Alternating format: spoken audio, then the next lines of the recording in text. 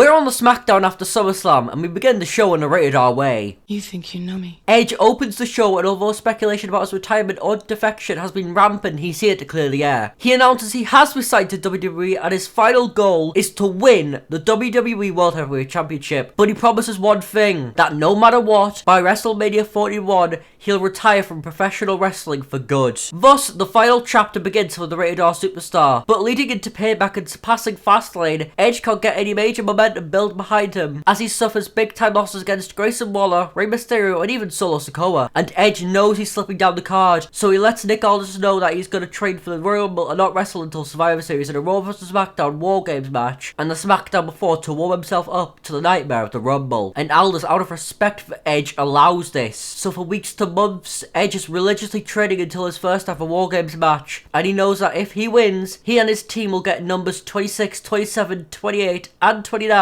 in the Rumble. So Edge, Kevin Owens, LA Knight, and a mysterious partner who turns out to be Randy Orton take on Ricochet, Shinsuke Nakamura, Chad Gable, and Bronson Reed. And with the talent involved, of course it's a banger. All 8 men put their bodies on the line, but in the end, Chad Gable makes Edge tap out, giving 4 out of the 5 final entries in the Rumble to guaranteed Raw superstars. However, I didn't tell you what would happen to the losers of the match. All 4 SmackDown superstars must start at the Royal Rumble in the first 4 entries. And before the show goes off the air, the Viper strikes. So obviously everyone is fuming at Edge, so on the SmackDown before, there's a fatal 4-way elimination match to determine who will enter at number 1 and number 4 by the eliminations within the match. So out first after a vicious back and forth is the prize fighter who got annihilated by an RKO. Then the megastar gets taken out by a spear, then it's down to rated RKO, and after a brutal battle, Edge just overcomes Randy Orton to book a spot in the Rumble. So at the Rumble, Edge outlasts Kevin Owens, Randy Orton, and LA Knight along with a majority of the field as he makes it down to the final 6. Himself, CM Punk, Bobby Lashley, Cody Rhodes,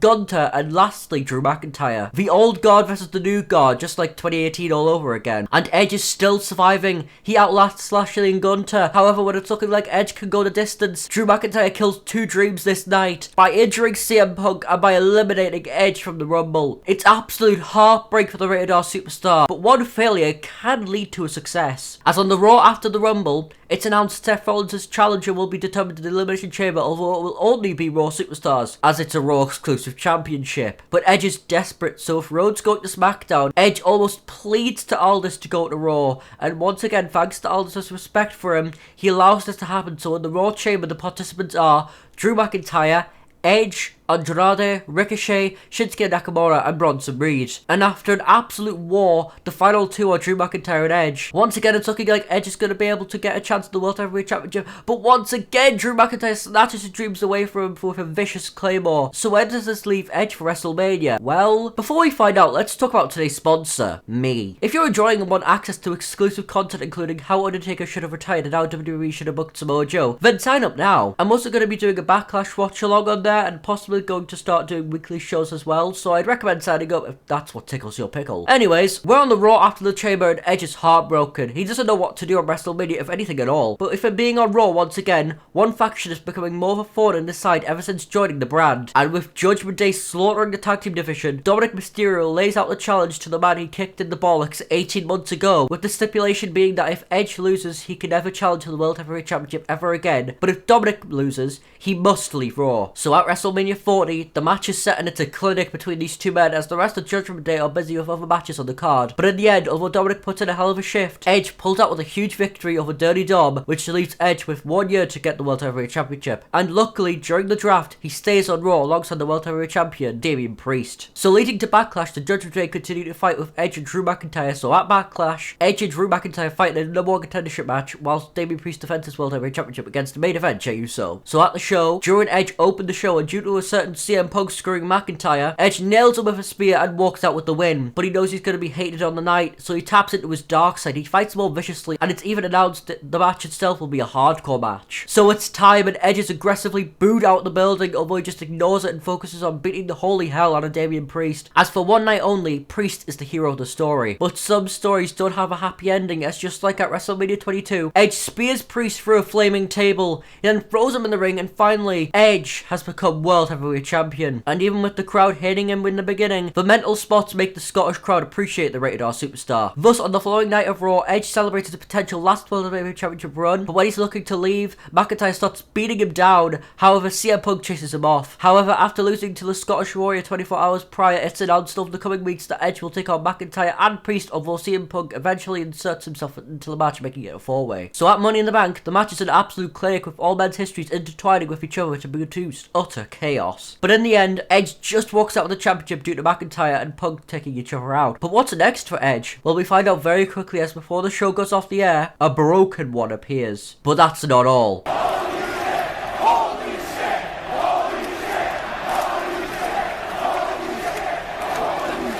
I don't think I need to say much else. Matt Hardy versus Jeff Hardy versus Edge at SummerSlam for the World Championship. Decades of rich history between these men, and leading into the show, they build into that and give the match an emotional boost for their phenomenal promo work. There's no brawls, no wars, just one fight which will be on the night to prove once and for all which tag team is the greatest tag team in history whilst fighting for the biggest prize on the show. So the match occurs, and whilst it more than likely wouldn't be a classic, it's about the moment of these three being able to have the match with each other, although the rest of what made it so great in the first place is not there for one reason or another. Nevertheless, the match still happens and Edge walks out the match still world champion, but he didn't walk out the stadium as champion. After winning the briefcase at Money in the Bank, Finn Balor cashes in his briefcase on Edge, and with nothing left in the tank, Balor becomes the new World Heavyweight Champion after defeating Damian Priest early in the night. So where does this leave Edge? Well, up until the Royal Rumble, Edge ties up loose ends as he loses to Balor at Bash on the Berlin, wins against Randy Orton at Fastlane, and finally loses to Seth Rollins at Survivor Series. Thus, at the Royal Rumble, Edge gets another opportunity at the World Heavyweight Championship against the new champion Gunther, which would be his last time challenging for the championship. And after a phenomenal match, Gunther breaks Edge's heart and proves what a dominant force he is. So what will Edge's final match be? Well, I think it should be Edge versus Rey Mysterio in a double retirement match, as I'd have Edge come out on top, ending both men's careers in one beautiful bow. And if you like this story, check out a pondering question of what if Cody Rhodes finished the story at WrestleMania 39.